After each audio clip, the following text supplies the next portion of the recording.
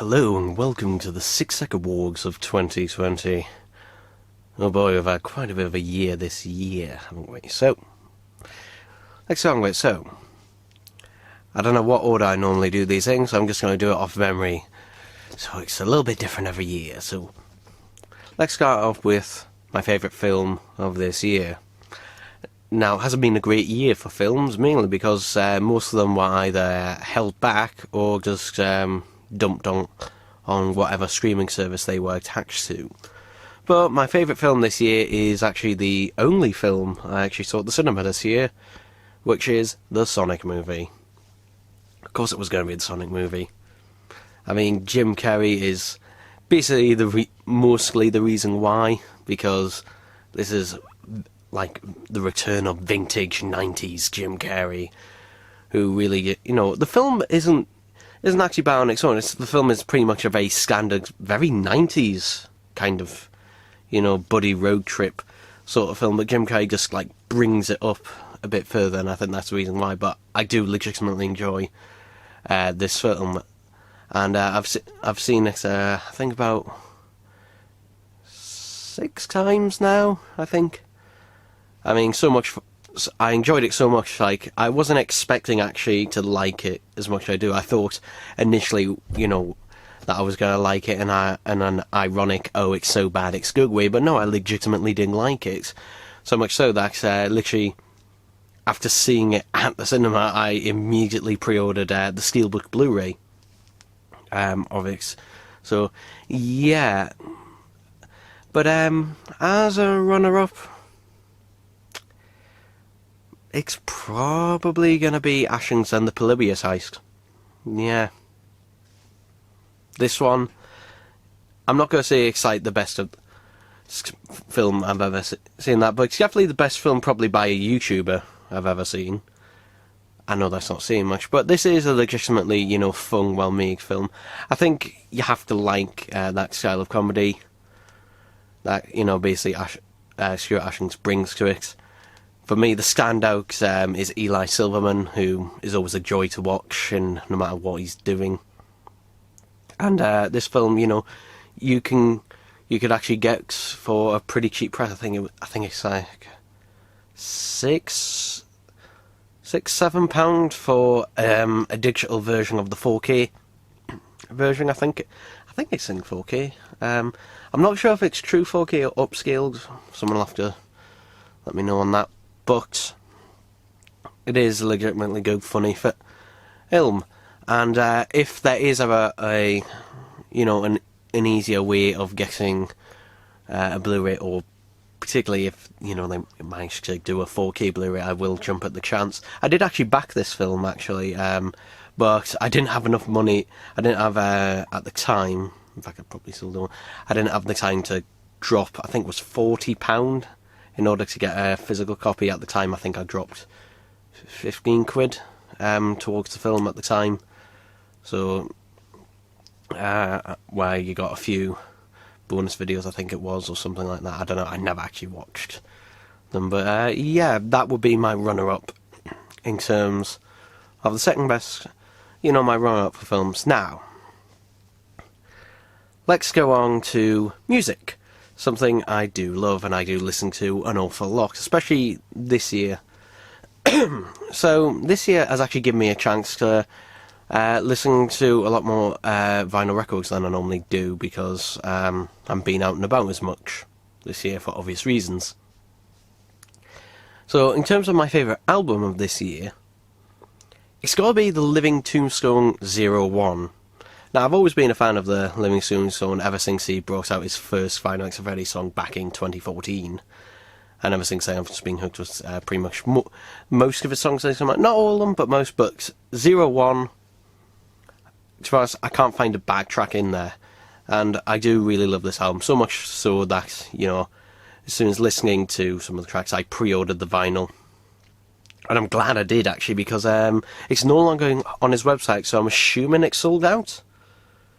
So, yeah, and interestingly, there wasn't a CD of it, or cassette, but, yeah, just either the digital version or the vinyl, but, yeah. And it leads me also on to my favourite song of this year, which is from that album, which is Fly Home, which is not a single, it's just the second to last track on the album. So yeah, that's just another thing. Now, in terms of runner-up, some people who have been watching my videos this year might be surprised, and, you know, I had to try and be you know, there's a slight anti-bias towards this because of the runaround I had about it, but my runner-up for this is Biffy Clyro, A Celebration of Endings. And for those who don't know, I had a right runaround with them this year because, so, with this is probably, I pre-ordered multiple versions of this album, so I pre-ordered the Zerotope edition, the HMV exclusive picture disc, the Biffy Clyro website exclusive cassette, and then the Biffy Clyro 3 different colour cassettes, plus signed art card. And oh boy, did I have a bloody fiasco with that. So, for those who don't know, the the original cassette, you know, in the plastic box, that was fine. Then there was the issue, though, of the 3 cassettes. Now, I didn't tell you on the website, I didn't show it, but they were all in cheap cardboard sleeves, and all the cardboard sleeves were, you know, a little bit damaged. They were all bent, which I don't know why they're doing that. Plus, even more insulting, there was only a label on one side of the cassette. They were that cheap and lazy about it. And also, the signed art card never arrived, and I had to chase them up for over a month. And at the end of the day, they just said, sorry, you know, we don't have any more. So I think I ended up getting my delivery costs back, which was £4. But still, that was bloody irritating. And then the Zerotope vinyl has an issue where it jumps around on the first track on side B of the vinyl. So, yeah, not a good experience. Not a good experience, but I will say A Celebration of Endings is probably my second favourite album, and it's probably the album I've listened to the most, other than 01.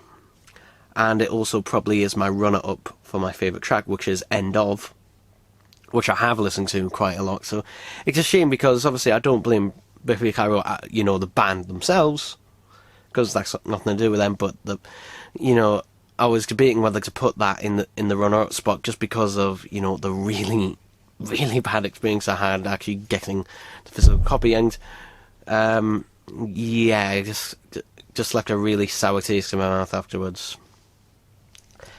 But there we go.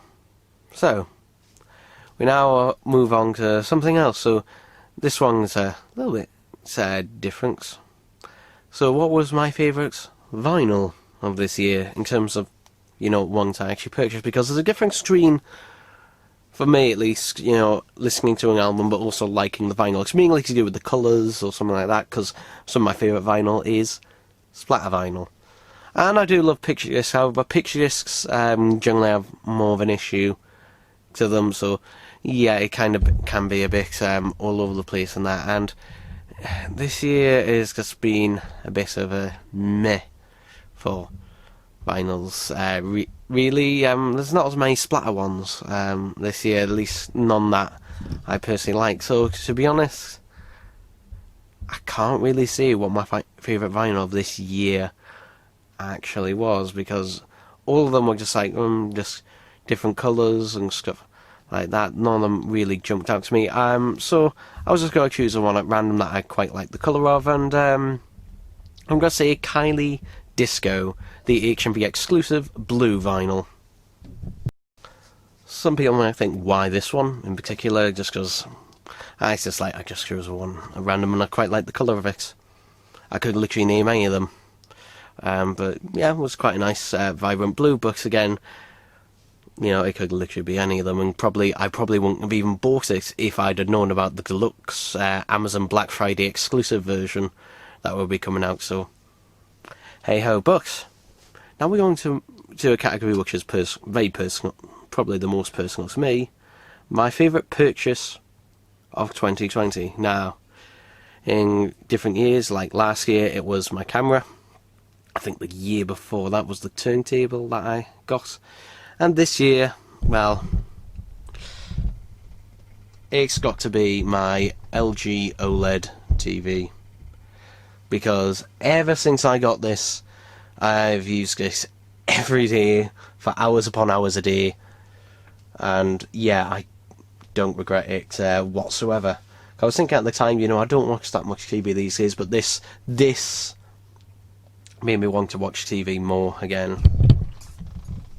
I really get, you know, the picture quality is fantastic on it, and I do like features that the magic, do they call it the magic remote, brings to it with the gestures and the arrow. But yeah, to ask, like, if you're thinking about getting a new TV and you want to go all out, then get an OLED. Get an OLED, because, you know, basically, you know, my TV was like one of the few devices I watched on a regular basis that wasn't OLED. My phone uses an OLED screen, my tablet has an OLED screen, so obviously I wanted my TV to be, and, you know, it was also the jump to having a 4K TV as well, so, yeah, and this will be my TV for at least 5 years. At least 5 years, because that's how long the warranty lasts. It'll probably be a bit longer as well, probably, normally, for me, it's like 7 to 10 years, really. But, yeah, it was also probably my most expensive purchase. It was £926.10. Which is probably the most expensive thing I have ever personally bought myself. Yeah, it's probably the most, because I actually did buy it with thanks to some birthday money and that from my grandparents, so thank you to them. So yeah, overall that was my favourite purchase of this year. But other than that, that's kind of it for this year. In terms of a runner-up for favourite purchase of this year, I can't really see in terms of, you know, things that I've used on a regular basis, but I will say my current Iowa turntable that I got, I only bought that one because I was having issues with my turntable I had that I've had for quite, you know, a couple of years now, the BSR one. And the Iowa one, I'm still debating in myself whether to upgrade it, because it literally offers everything I wanted out of a turntable. It has full automatic controls, and, you know, it just works. It just works. So the only thing that I would want as an upgrade is it to be a direct drive turntable.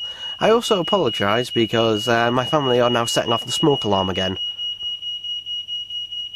But anyway, that's it for 2020. And, you know, I was hoping to say, hey, let's start off this new year good. Unfortunately, if you live in the northeast of England like I do, and most of the UK, to be honest, we're going into Tier 4. I think we've gone into Tier 4 today, I think.